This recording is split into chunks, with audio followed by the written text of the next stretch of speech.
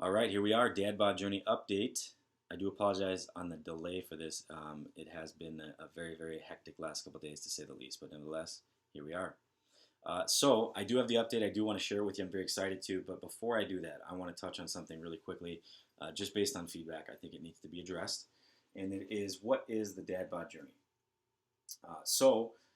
It is a journey that I decided I wanted to take you guys on. It was a learning opportunity, a teaching moment, if you will, that I thought would really benefit you guys on how I was going to recover or bring myself back from a major shoulder operation that completely took me out, no physical activity whatsoever, and take me from that state back to where I physically was before, which I'm pretty close to there.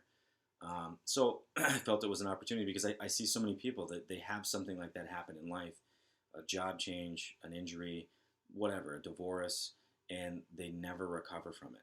Okay, well, this is an opportunity to kind of watch and see how it's done by a professional. Now, somehow it's also been brought to my attention that a lot of people think that I coined the phrase Dad Bod. Okay, so let me clarify. That's an actual thing. Okay, it's a label. It does exist. Look it up online. Google it. I mean, it's bizarre, but it does exist. And essentially what it is, I think it's society's way of kind of trying to water down the fact that so many of us, dads and husbands, are deconditioned, out of shape, unhealthy, just not well off physically. So now that there's this actual label that exists, and to kind of paint that picture, it's the beer belly kind of thing, soft, pudgy, distended looking belly, very, very not anything going on up here, no muscles, nothing like that. Very skinny, just unhealthy with a big belly. Okay, that's the dad bod. Okay, and I want to address something with that. Just because you're a father, just because you're a husband, doesn't mean you have to fit into that category, or more importantly, let yourself get to that category. Doesn't have to happen. It's a stereotype that I've been dealing with for over a decade now. I can remember when I got married.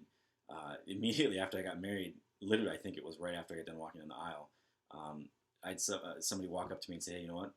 Now you're screwed. No more gym for you. No more time for weights, nothing like that. No more six-pack.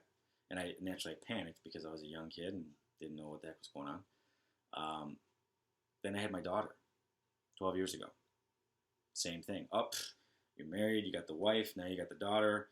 Oh, man, no time for the gym. Better hang that up. There goes your six-pack. Still had my six-pack.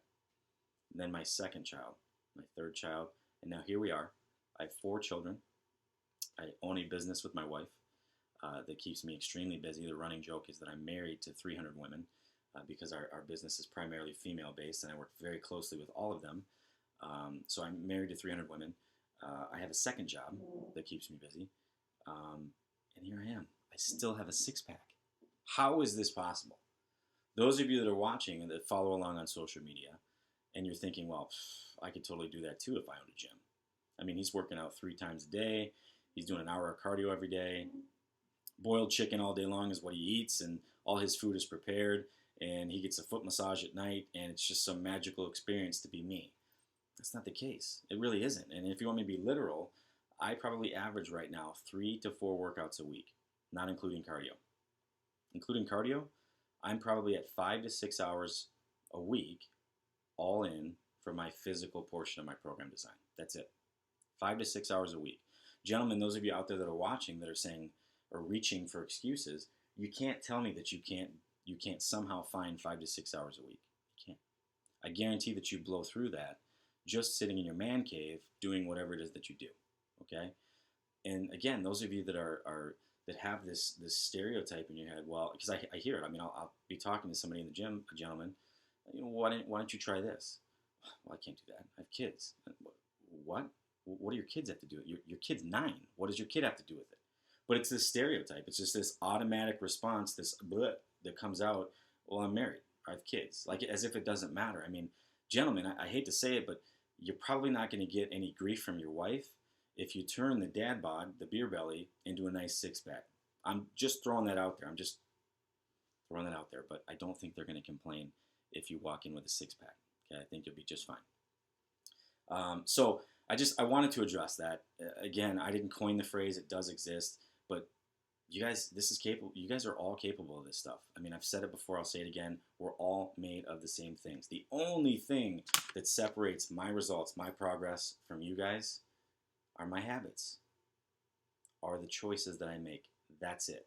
My choices are different than yours. My habits are different than yours. That's it. What I spend my time doing is different than what you spend your time doing. That's it. And it's not because I have more time. I probably have less. So it's enough on that. I'm off my soapbox. As far as the update, the week has been great. I'm plugging away. I'm on autopilot now. My diet is very, very on point. Cardio has been good. My workouts have been phenomenal. My shoulder feels great. I'm probably still only lifting 50% of what I used to, but you know what? I'll take it because my shoulder feels good, and I'm making the physical changes I want to see in the mirror. So last but not least, I am heading to Mexico in 8-ish days. So I am going to push the envelope a little bit and see exactly what I can get off, how tight I can get just before I leave. So definitely stay tuned for that last update pick. And other than that, I hope you guys have a great day. See you next time at Mitchell Fitness Solutions. Gentlemen, get out of the man cave, okay? Go do something.